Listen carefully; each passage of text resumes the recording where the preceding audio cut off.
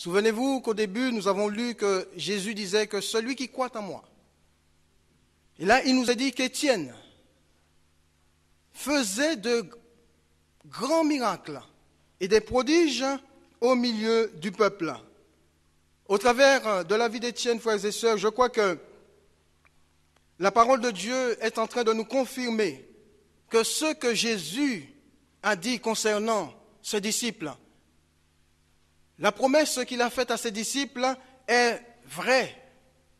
Parce que nous voyons que Jésus est en train d'utiliser Étienne au milieu du peuple afin pour accomplir des signes, des prodiges et des miracles dans le but que le Père soit glorifié.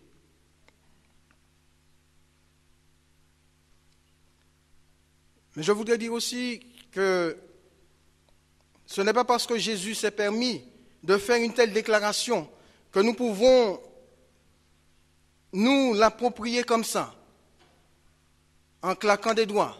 Parce que Jésus a dit, si je crois en lui, je ferai des œuvres qu'il a faites, ou je ferai des œuvres encore plus grandes, que je vais claquer des doigts, et quelque part, quand je verrai un malade, je dirai au malade, sois guéri au nom de Jésus, et le voir guéri. Ou ressusciter un mort au nom de Jésus, et le voir revenir à la vie. Je dirais que chaque fois Jésus ou chaque fois la parole de Dieu fait une promesse à son peuple, il y a toujours quelque part des conditions que nous devrions respecter. Et dès l'instant où l'instrument qui a été choisi respecte ces conditions, eh bien je crois que le Seigneur utilise cet instrument pour la gloire de son Père.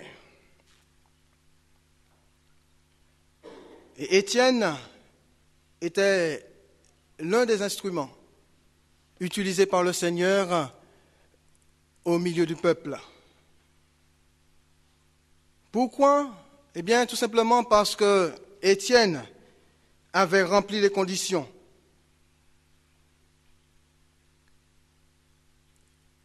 Personnellement, je vois dans la vie d'Étienne des éléments qui me permettent de dire qu'il a rempli les conditions.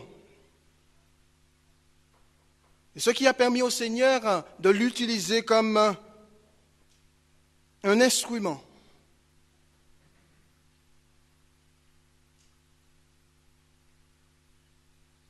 Entre ses mains. Et qu'au travers de cet instrument, le Père a été pleinement glorifié. Le premier élément qui m'interpelle ce soir dans cet instrument, c'est le fait que le critère qui a permis au peuple de choisir Étienne. Vous connaissez l'histoire d'Étienne. Vous savez pour quelle raison Étienne a été choisi au milieu du peuple pour aider aux tables. Quand vous lisez le chapitre 6, il nous a dit qu'il y avait des murmures entre différentes veuves. Parce que les veuves des hellénistes étaient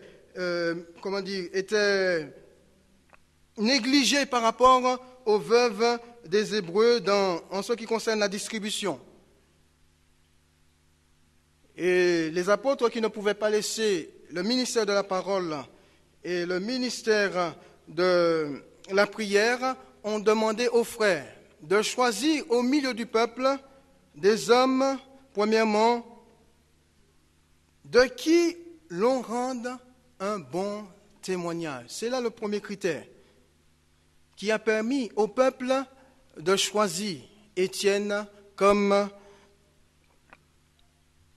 l'un des diacres afin de servir aux tables. Dans Acte 6, verset 3, il est dit, « Frères, choisissez parmi vous 7 hommes de qui l'on rende un bon témoignage. » Frères et sœurs, un bon témoignage est indispensable dans la vie de tout disciple, dans la vie de tout chrétien.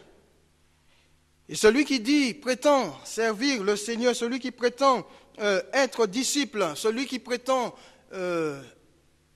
être chrétien, doit avoir un bon témoignage. Je ne peux pas prétendre être chrétien et mal me comporter, que ce soit dans l'Église ou que ce soit dans le monde.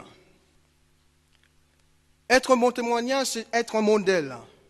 Selon ce que l'apôtre Paul disait à Timothée dans 1 Timothée au chapitre 4, verset 12, sois un modèle, Timothée. Un modèle pour qui? Un modèle en premier pour les frères, un modèle pour les sœurs, un modèle pour les fidèles. Et comment pouvons-nous être un modèle? Eh bien, nous sommes des modèles dans la mesure où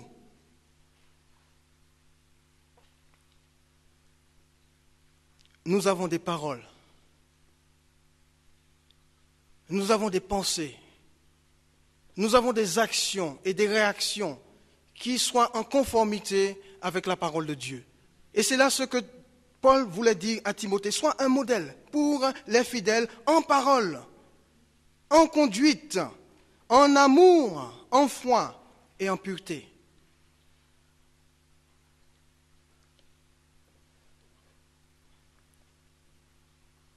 La question que je voudrais me poser à moi-même, et je vous demande de vous la poser, est-ce que je suis un modèle pour les fidèles? Est-ce que tu es, mon frère, un modèle pour les fidèles?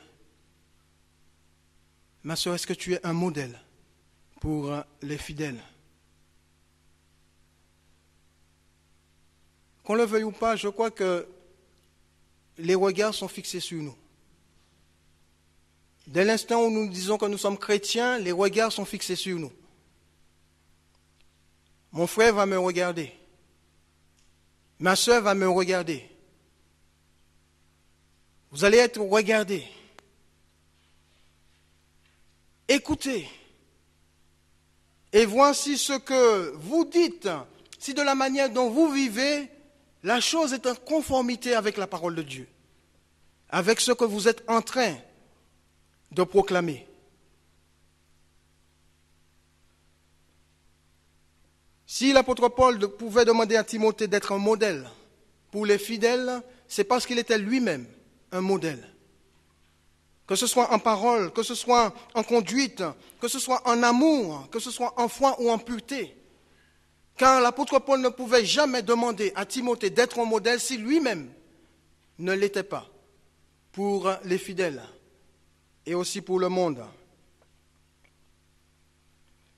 Dans 1 Timothée au chapitre 6, au verset 14, l'apôtre Paul recommande à Timothée de garder le commandement de Dieu et de vivre sans tache, sans reproche, jusqu'à l'apparition du Seigneur Jésus-Christ.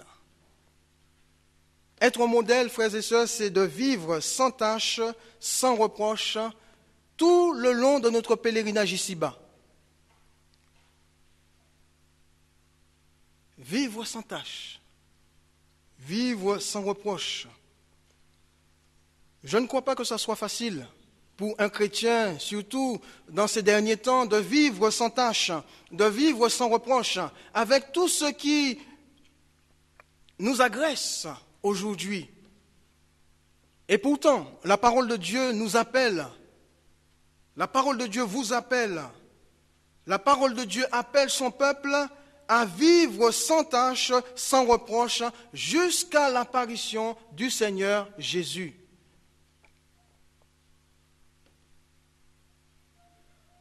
Et vous savez très bien ce qui pourrait entacher notre témoignage.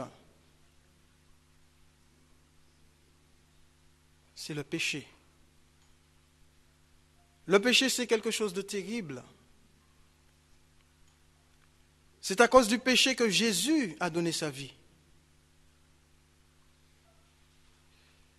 C'est à cause du péché que Jésus s'est livré à la croix du Calvaire.